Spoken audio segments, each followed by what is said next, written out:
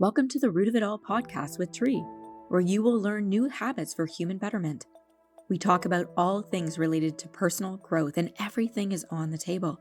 Each episode will explore different topics like self-care, mindfulness, goal setting, and more, with a focus on practical tips and actionable advice you can start implementing in your life today. Our goal is to help you become the best version of yourself and live a more meaningful life. So grab a drink, cozy up, take your dog for a walk, or go for a drive. Join us for some fun and meaningful conversations with some amazing humans. Let's grow together.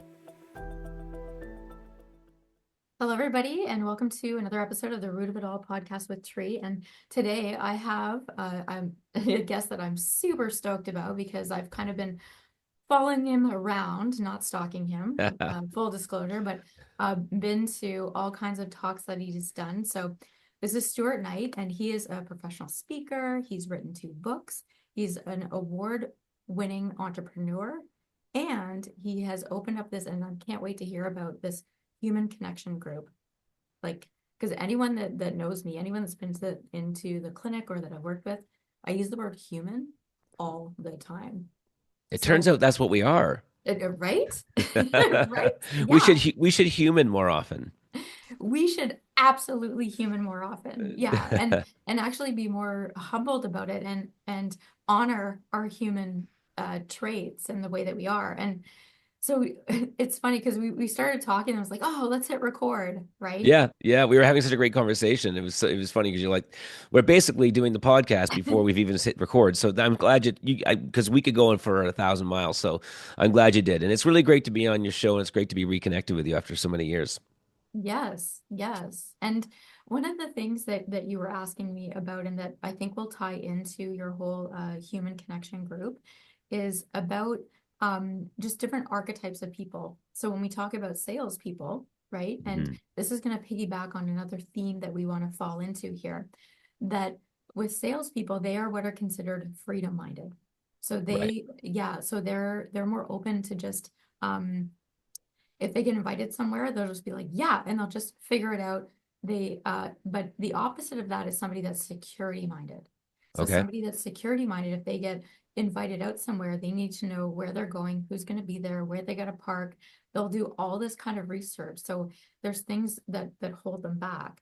So what we're finding when we talk about like the pandemic, and I hate kind of talking about that, people, it's like they have all kinds of theories or even what's happening now, but the freedom-minded people, they're freer to do more things or to accomplish things or to do things faster.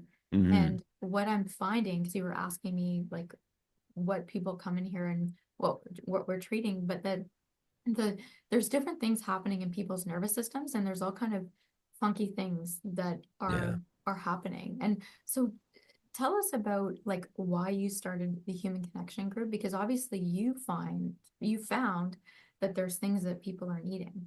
Yeah. It's funny how we land into things. And I think that's what makes life so interesting. And I often say to people when they say, I don't know where to begin. I want to do something with my life. And one day this came out of my mouth. I said, just start anywhere, because anywhere is a place and anywhere will lead you everywhere. And so, because people, I think, like as you said, they won't start doing something until the thing isn't completely mapped out in front of them. I.e., I won't go to that birthday party unless I know where I'm going to park. I know who's going to be there. All these types of things, and because of it, we end up missing out on a lot of life. And so, this is an example of one of those moments where it all led to the Human Connection Group. And I'm going to give you about 20 years and 20 seconds where I was producing musicals downtown Toronto, and these were motivational musicals, and they were meant to inspire people to change their lives. At the end of the musical, we would invite the audience to stick around and to mingle and get to know each other. And I was always startled by how much people struggled with being able to have just normal conversation with strangers, and great levels of anxiety, tripping over the words, everyone talking about the same thing, talking about the weather, talking about, where do you live? What do you do? Are you married? What school did you go to? It was like this interview as opposed to a connection. And so at the time, my wonderful friend, sadly, who has moved on and transitioned to the other side, but his name is Paul, and he would always say to me, you should teach people how to have more meaningful conversations. Don't just keep complaining about it.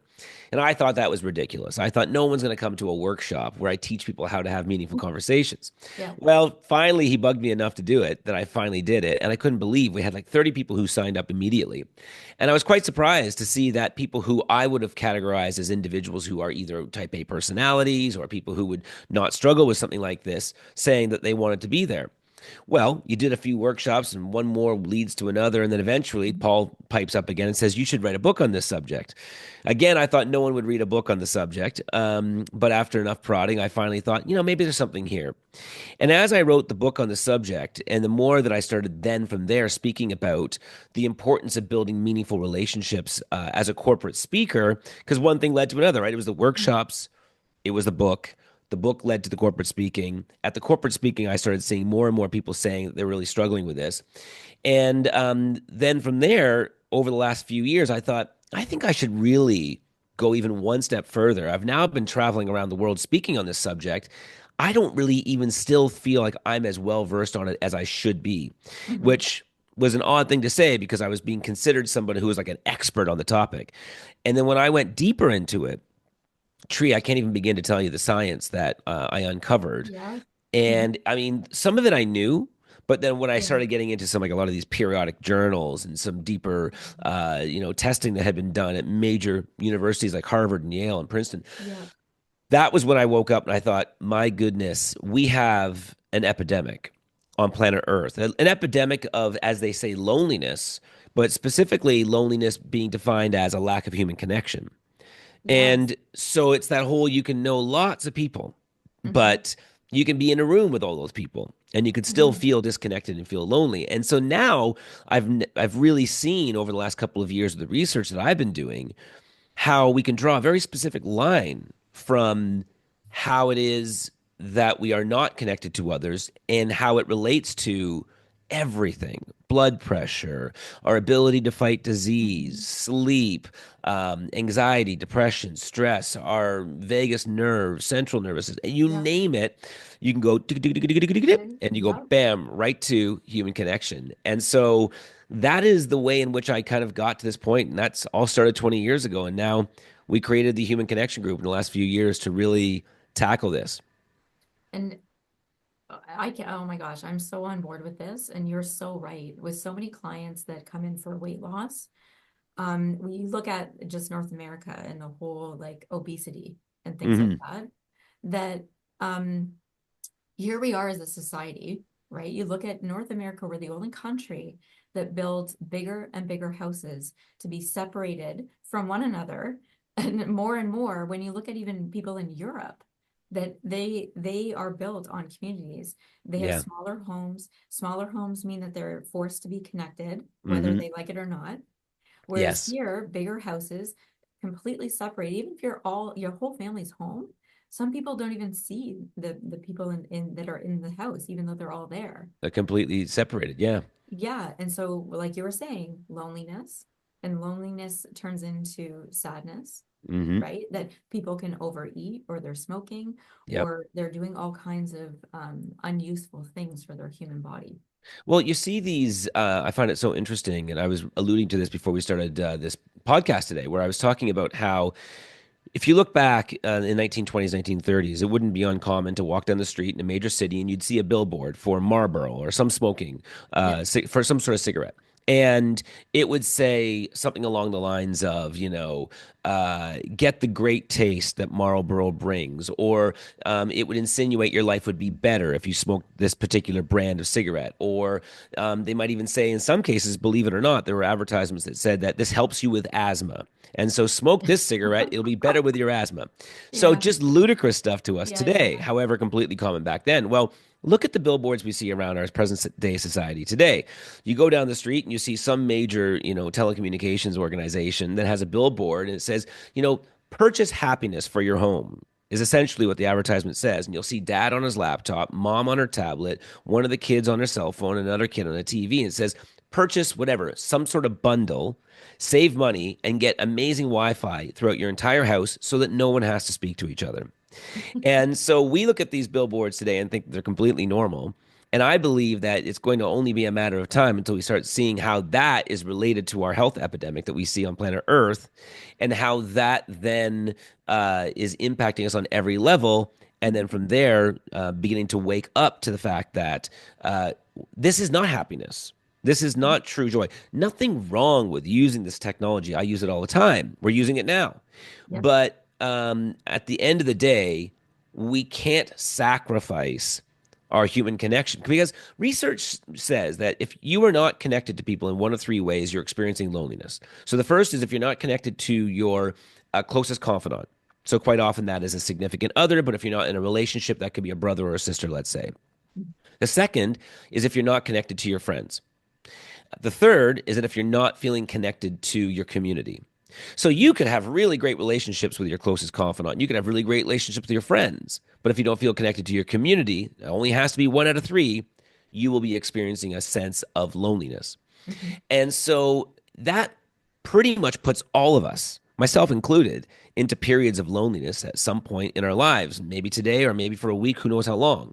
Well, then they say if you are experiencing that loneliness, you have higher rates, as I said before, depression, stress, and anxiety. Your immune system doesn't work at the same level that it should be. And in fact, what we're putting ourselves into is a constant state of fight or flight. Because from an evolutionary perspective, we used to always be connected to our tribe and to our Yes. pack. Yes. And if we got separated from them while we were hunting some wild boar for 30, 40 minutes, we would go into a state of fight or flight, and then we would be reconnected with the pack. And then we'd go out of a state of fight or flight. Well, on a physiological level, when we go into a state of fight or flight, our body, as you know, moves blood away from areas that don't need it and into areas that do need it. So it moves it into the eyes to see better, into the brain to make quicker decisions, and into the legs to move faster. And eventually, when we get reconnected to our tribe, it takes it away from those areas that no longer need it, and it puts it back into the area where it took it from. And what was that area? Digestion. Mm-hmm. Human digestion can be paused in moments of fight or flight. Okay, no problem. It's not a big deal for 30 or 45 minutes.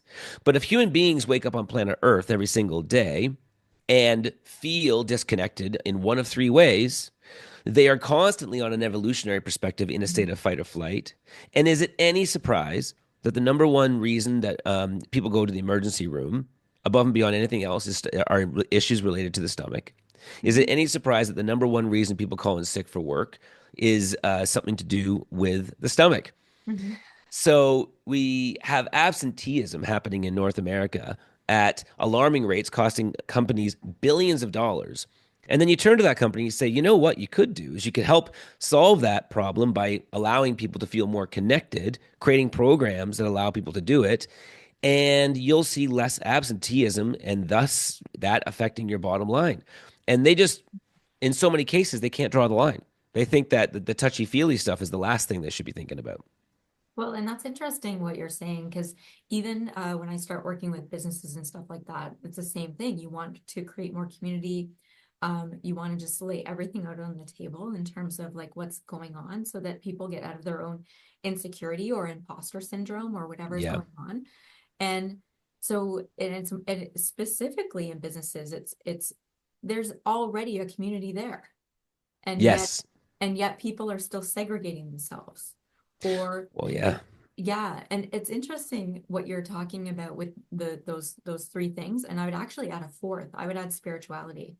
Yeah. Like being like foundationally connected to something higher than self. Completely agree. And yeah, and it's also even that could be another community or another opportunity to connect with like-minded individuals, whatever your belief system is. Totally. So, and when it comes to the digestion, almost every single client that has come into the Burlington Hypnosis Center has, like, if they're here for stress management or anything at all, that is the number one thing that they didn't realize that they had going on within themselves and noticed that changed.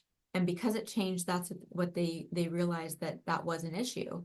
Right. So to your point, I think there's tons of people that don't realize the digestion issues that are going on because they've just had it for so long and they just think that that's just how they are.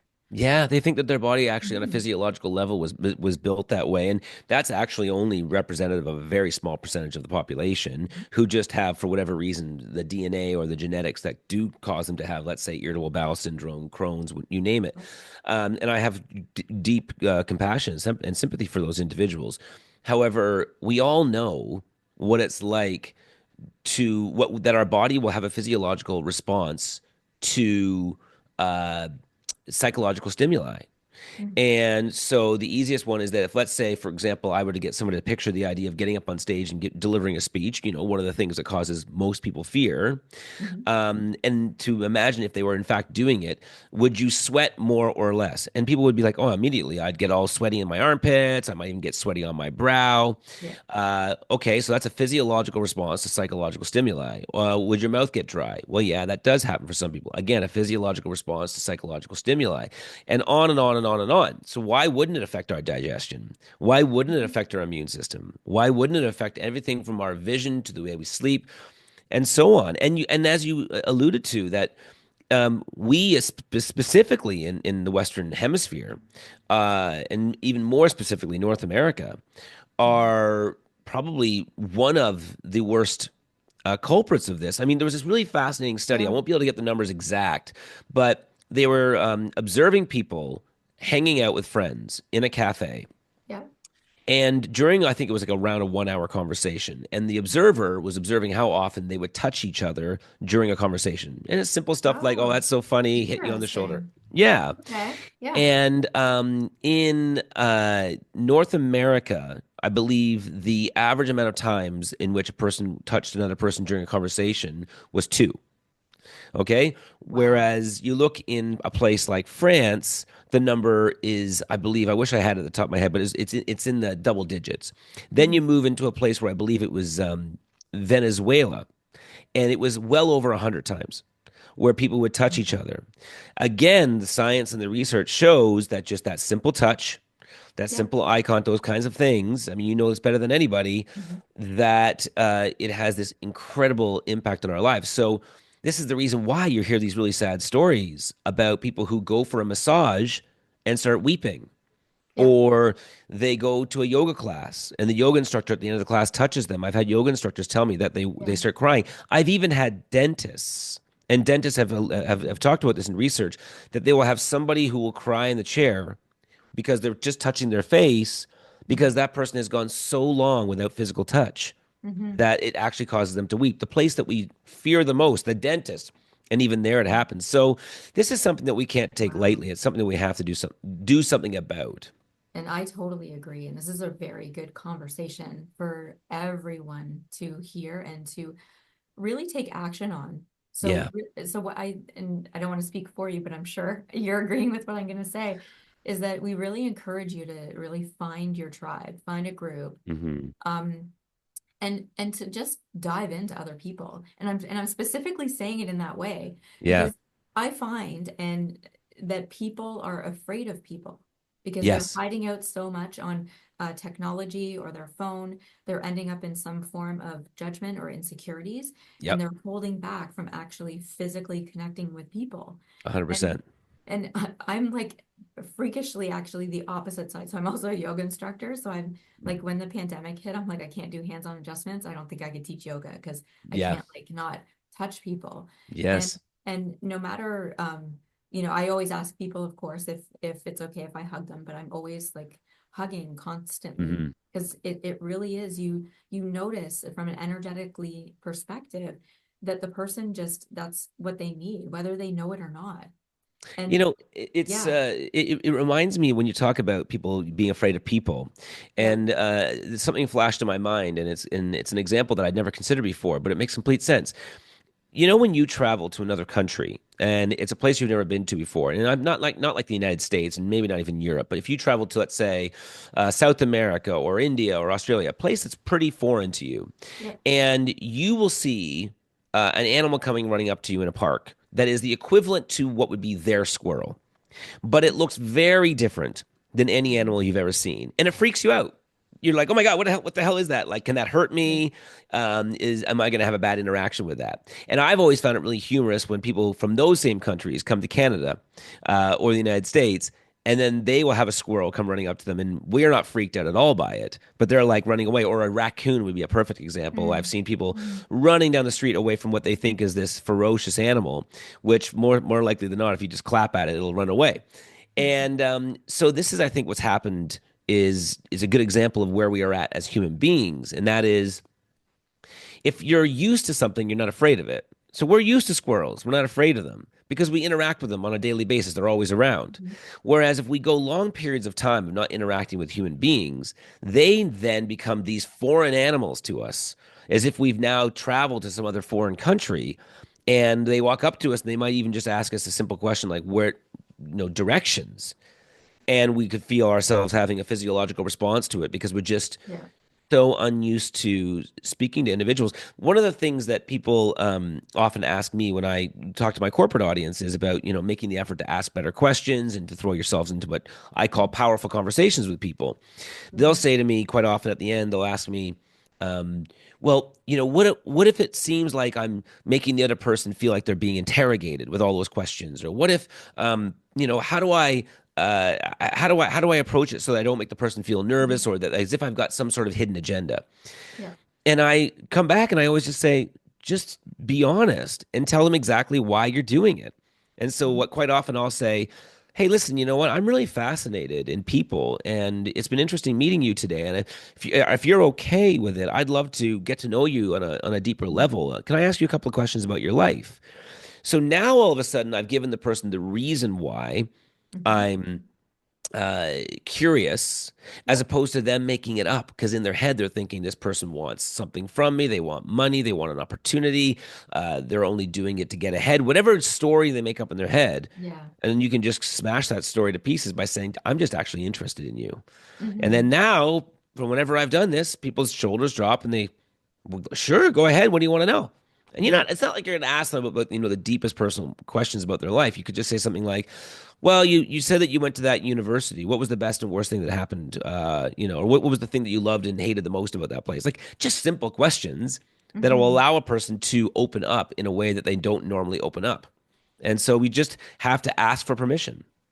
Yes, and when you're asking for permission, you're actually forcing yourself to engage with somebody, and it's an easy in, and I love that. I love so that the action of literally just asking somebody if you can ask them questions Yeah. and starting from there. So that's a beautiful point. I love It's- that. Yeah. And It's just showing your cards, really. You know. yeah, well, or having them show you their cards, right? Well, In a safe atmosphere. And that's right. yeah, and it's interesting. It's like the us as human beings. That I love this saying, and I forget exactly. I think Scott McFall. He's a very well-renowned like human behavior expert. Hmm. So, and he says this: the person with the most control in the room is the person with the most flexibility. The person with the Uh, most control in the room is the person with the most flexibility. I love And that. I just love that. Yeah, I just love that line. Mm, So we're anyone like as you're listening to this, people that really take Stuart's advice when it comes to just start asking questions. And I believe too that it's about the mood as well. Like if you're like, right. hey, what school did you go to? Hey, right? Hmm. Picking your mood first really can ease people into being more comfortable about what it is that they're saying. I So, think that also you have to, and what to add on to what you're saying, I think that it's a case too where people have to realize that, again, back to that story that we create in our minds, that we yeah. think somebody would be afraid to tell us about, one of the things that they didn't like about their university. Mhm. And when you start actually, going into asking those kinds of questions, the more often you do it, the more often you find that people aren't afraid to do it. So I Yes. always say, don't let the conversation of your mind stop you from having the conversation of your heart. Mhm. And because we need to give people way more credit than we do, and Yes. to say that, um, believe it or not, like the worst case scenario is a person will say something along the lines of like, "Wow, you ask a lot of questions," or "Wow, I don't know if I should tell you that." There, guess what? They just told you right there that they're not comfortable with this, and just say, "Oh, okay, I'm sorry," and then go Yeah. then talk about the weather. But 99% of the people will be like, "That's a really interesting question," or "Thanks for asking." I love when people say that. Thanks for asking me that because no one's Mhm. ever asked them. Yes. What do you what do your kids do that frustrates you the most? It's always like, "Oh, tell me all the great things about your kids." Well, what's the thing that they do that drives you crazy? It's like, "Oh my God, thanks for giving me a chance to get something off my chest."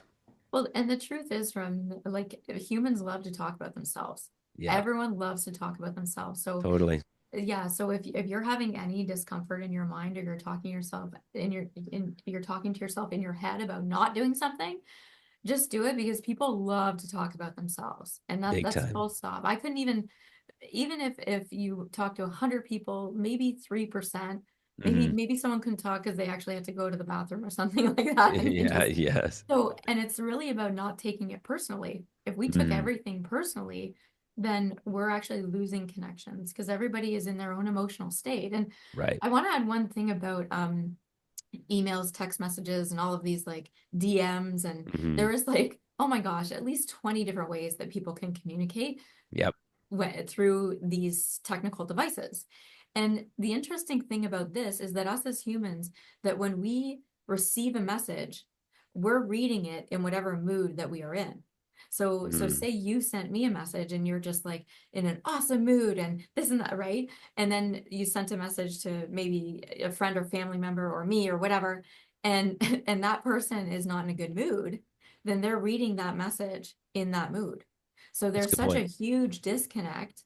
And so more to your point, and the passion behind what you have with the human connection group is so powerful, and I so much support it. And that is actually the beginning of 2024. My mission was to really create more communities, to really help Yeah. people either find their own community, or to be a part of our community, or find a community like yours, like, or Yeah. just really find your people. Totally. Um, yeah, because if we don't, then no good comes of that. And so I actually, um, what what drives you? And I'm sure you've got this question before. And Hmm. I don't mean just like, I know the mission that you're on. I know Sure. that you're really passionate and truly love and care about all human beings. Hmm. But what really drives Stuart? I think that for me, and there are so many different things, but I don't- I actually do now realize that I'm driven by something, and it took me many years to get there. I'm 51 now, and I used to think that I was just driven by this passion to make people's lives better. I used to often talk about this. There was a woman who came up to me at the end of my very first motivational speech I'd ever done, Mhm. and she had told me that she at that summer had even considered uh, ending her life. And that, this speech had had an impact on her in a way that allowed her to see her own life so much differently, and that she had a completely different perspective on life because of it. And once that had happened, I would often refer to it as like the drug. Once you get the drug of knowing that something you said or did made a positive impact on Yeah. someone's life, you just want more of the drug.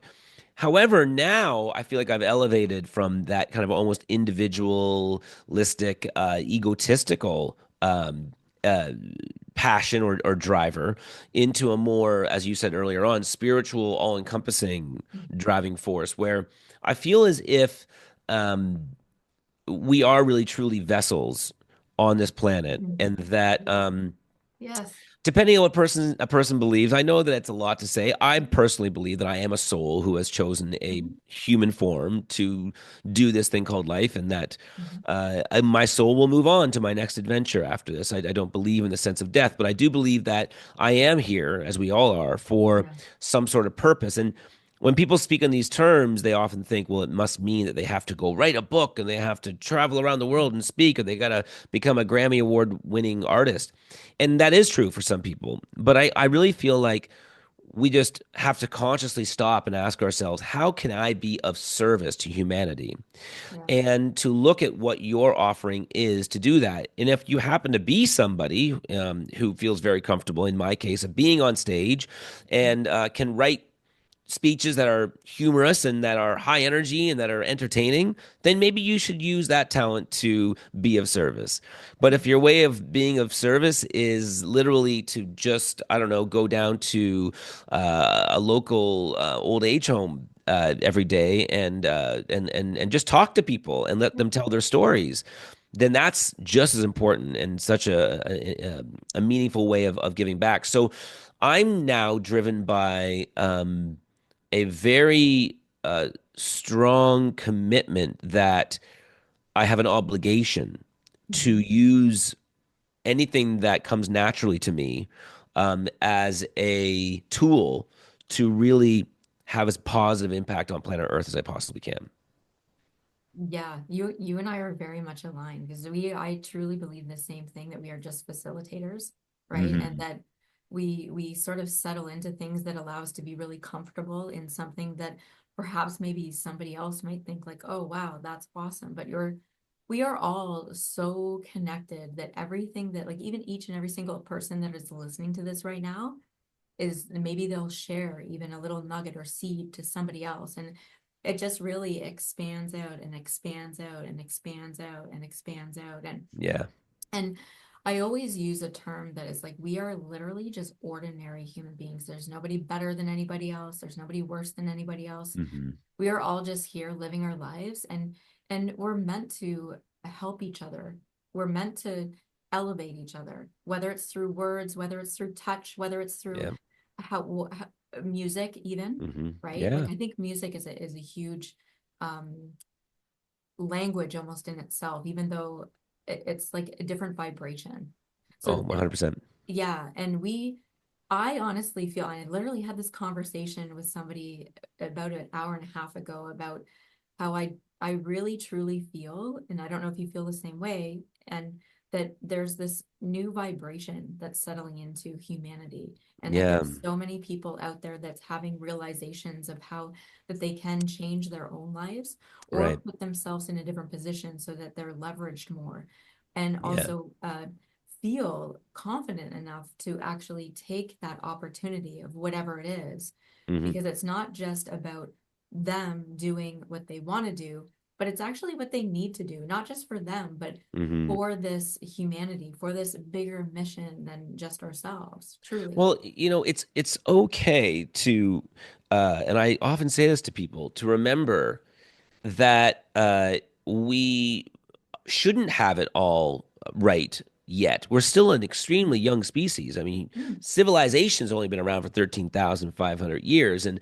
when you compare that to the amount of time that planet Earth has existed, it's a very short period of time. In fact, one of my favorite ways of saying this, I remember reading it, was that if you were to have your arm out, I'm trying to put it into the screen here, but you take your arm from your shoulder to the tip of yeah. your finger. Okay. And if you were to, and let's say that from the shoulder to the tip of my finger represented the entire time that the planet Earth has existed. And then if you wanted to see the representation for how long humanity has existed in relationship to that, it would be equivalent to taking a nail file and going to your nail on the tip of your finger and going across it once. Wow. And then that would be taking out the entire time that human beings have even been alive.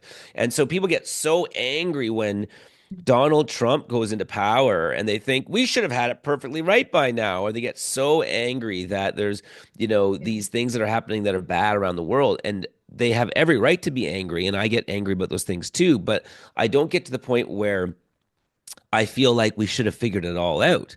And so I think because of that, it's Yeah. okay for us to question where we are today. And this is coming back full circle to what you just said, is that I think that we are beginning to see an awakening where Mhm. more and more people are saying, hey, maybe the way we used to work isn't the best way, or maybe the way that we put pressure on people to be married by a certain age or to have children by a certain age, maybe that isn't Mhm. the best way. Maybe that was really handy and really effective during the agricultural revolution when Yep. surviving the winter required being in a relationship. Okay, like Okay. not dying, but we don't Okay. need to do it anymore, right? We can Yeah. get through. And so maybe it's time for us to have this grand awakening where we are okay with just questioning everything. And I think within that comes the conversation of, hey, maybe we are more spiritual than we've ever given ourselves credit for, or maybe like religion was a great explainer of things for many, many centuries, but maybe it's time for us to consider a new explanation of what might be happening. And I think that it's a very exciting time to live in, even though it sometimes feels like one of the most destructive periods in history. Mhm. And the thing I love about you, Stuart, is that um like if anyone listening to this, you want to follow him and get on his email blog list. He's a beautiful writer, obviously 2 books. Oh, thank you. But the cool thing is that you have such a great visualization. Like, so as I can't turn it off. I read people. I can't turn it off. Oh yeah. Drives my husband nuts. Um, but but the interesting thing, like I can see exactly when you go visual, and even Mm, the pace of your speech, it starts to speed up because you're trying to talk and describe what it is that you're seeing in your head. nailed And it. yeah, and so it's interesting too because when I asked you about what drives you, once you finish seeing what it was in your head, then you went to feeling. Then you went Mm, to describe what it was as your speech slowed down. It got a little bit more right. even too. Mm. So the cool thing about that is that you have such an amazing imagination, and that's what Thank makes you. it so like that you're such a great storyteller and you write so well because your imagination, there is no boundaries. So you are in that Mm, wonderment that you're talking about, that so many people should be questioning things. So you already right. are living that. And Hmm. also where your comedy comes from. So I'd Yeah. love to like see into your brain and like see all like the outtakes of the stuff that you really, no, I Yeah. shouldn't really talk about that one. But Yeah. yeah, this one sounds good. I'll talk about this one.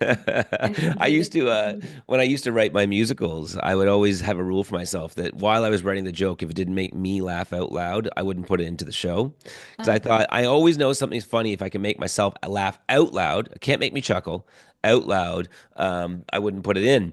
And that comes from growing up with British parents, where Oh, myself and two brothers, you knew very quick the currency at the dinner table was you got the funnier you were, the more attention you got. And so it was a skill that I had to develop at a very early age. And with the imagination piece, and I really appreciate being so kind with your words about that. I realized at a very early age, again, that because I've always been such an advocate for wanting to get, well, sometimes my way. When I was young, I was like, I want to just get my way, and so I'd have to come up with imaginative ways to convince my parents to give me the thing that I wanted. But as I turned into somebody who was in the self development world, I'd get so frustrated if I were to, let's say, share a message that I thought was motivational, inspiring, whatever it may be, and the person just wouldn't get it. And then I thought, okay, I'm not going to give up. There's got to be a creative, imaginative way that I can say this that will cause a person to get it. In fact, I always remember when I used to. There was a point in one of my musicals, somewhere near the beginning, where I would say to the audience, I'd ask them, I said, does anybody here ever seen a fly go through a window? And no one would put their hand up, of course. And I would say, well, that's good because it's impossible. They can't do it. I say, but how many people have seen a fly try to go through a window? And of course, everyone's hands will go up. I said, we've all seen it, right? You're in your apartment, you're in your house, and you hear this buzzing in the distance, and you go to the window, and what do you see? You see a fly buzzing and just banging its head against the same window because it can see outside. That's where it wants to be, and then it can't get through. So then it crawls to another spot in the window, and it tries again and crawls to another spot. And I say, well, what happens? The next day you come back, and you'll see a dead fly in the windowsill. So in those situations, it drives me crazy because all I wanted to say to the fly was, "Hey, dude, there is an open window on the other side of the apartment. You just have to turn around. You've got wings. You can get there very fast." And so, I throw some jokes into it, but try to create this visualization. mhm. And then eventually I would say to the audience, I go, isn't that what we do? We all just keep banging our head Yeah, against the I was same just, yeah. window over and over again, thinking that one day that it's going to magically disappear, Mhm. when all we just got to do is just turn ourselves around and go through the open window on the other side of the room. And so again, I've always enjoyed trying to get the point across that might be a typical point that people have heard, but with a Mhm. visual representation that helps them see it differently. Yeah, and that's why I love watching you speak, and even in your books too, because you have such great metaphors. So you Thank don't you. actually, so you're saying something without actually saying it. So you're forcing people to get into their imagination. And Hmm. so many, like without even explaining that whole fly thing, without even having to explain it, I'd almost just leave it there. because so many people can take it in all kinds of different ways. True. And we use a lot of this in like I use a lot of the Milton Erickson, so Ericksonian stuff. Okay. Yeah. And a lot of Ericksonian stuff, and you probably don't realize, but what you're actually doing. Is that right? Yes. Is that right? Interesting. So, yeah, it is. It's very interesting. And so, because we use stuff like that all the time, because every single human being is so different. And because when us as humans, our nervous system, if somebody's telling us to do something, or they're telling us about ourselves, or you need to do this, our nervous system automatically has a filter of like, well, am I safe or am I not? Right. And so when we put things over to the side, or in metaphors or in stories, then all of a sudden the person's nervous system, it's easier to accept it because it's on their own terms. Right. This is it. That's interesting. It kind of reminds me of people using MDMA as or psilocybin as a therapeutic tool to help people reword the story in their mind. Whereas I had heard this person had been mugged at gunpoint, and the person had like actually, as they say, pistol whipped him. So like he beat him up with the gun. And this guy went into some severe trauma for a year, to the point where he'd be walking down the streets of Montreal and just a door closing on a car would cause him to jump to the ground because he thinks he's being shot. So just a very traumatic situation. So what they did was they brought him in. They said, okay, what we're going to do is we're going to give you, I can't remember what it was, psilocybin, or we're going to give you MDMA, which puts you into a much happier, connected state. And then they would say, okay, retell the story. And he would retell the story the way that he always had. Well, I was walking down the street and this guy jumped out and did these things to me. And then they said, okay, great. And once he was finished, sent him home. Next week, brought him back, gave him the same, small dose, told him to retell the story. And all it took was 3 or 4 times of doing that. And then he had retold the story in a way where he no longer had the traumatic attachment to the story itself, such that the story no longer had the weight in his mind anymore. And so I find that really fascinating about how it is that we can reimagine anything in any way, as long as we give ourselves an opportunity to see it through new eyes. Well, and the thing is wherever the mind goes, the body follows, and we are all in control of our own minds. Yeah. Full stop. Full stop. Totally. So okay, so thank you so much. Like, taking up so much more of your time. It's fine. No, it's enjoyable. Yeah, and so we're gonna have all of Stuart's links. So again, I encourage you to either buy his books. They're awesome. I have both of them. And also get on his newsletter list. But we'll have all your notes, and even connect with this group, the Human Connection group. Is there any last words that you want to say at all? I would just say that, human connection really is a right that everyone deserves. But there's only one human being who can make it happen, and that is you. It doesn't come to your door and knock on the door. It may, but it's very rare. And so don't be jaded if you're the person who's always inviting people out, or if you're the person that sets up all your lunch dates, or if you're the person who makes the effort to speak to your fellow colleague in the office. Because what you're doing is you're doing what all the gurus in human connection have done for centuries. And so instead of being jaded about it, realize that you're actually holding company with some pretty cool people who know the power of human connection and what it does for themselves on a physiological, psychological, spiritual, and emotional level.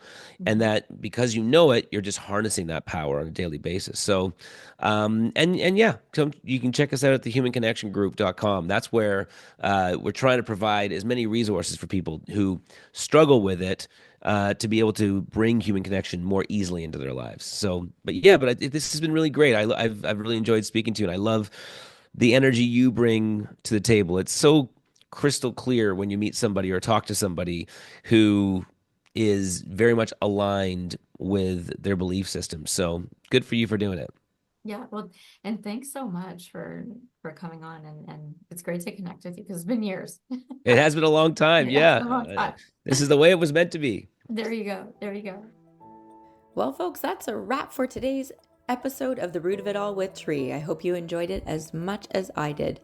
But before we go, I just wanted to remind you that you can follow us on social media. You can find us on Facebook or Instagram, and we will be posting motivational quotes and behind the scenes content that you won't want to miss. You can always sign up to come live while we're filming this, or even join us online through Zoom. We always offer open question and answer after each episode that we don't record, so it's all private, but you can get more involved. So sign up for free at businessgrowthresults.com, and we're going to cover all kinds of different topics that you're not going to want to miss. And if you're looking for that one-on-one guidance or help, be sure to book a free screening. You can do that at burlingtonhypnosis.ca or call 905-634-4777. And finally, you can catch our podcast on all major podcast platforms, including Spotify, Apple Podcasts, and Google Podcasts. So be sure to subscribe and never miss an episode. Thanks for listening.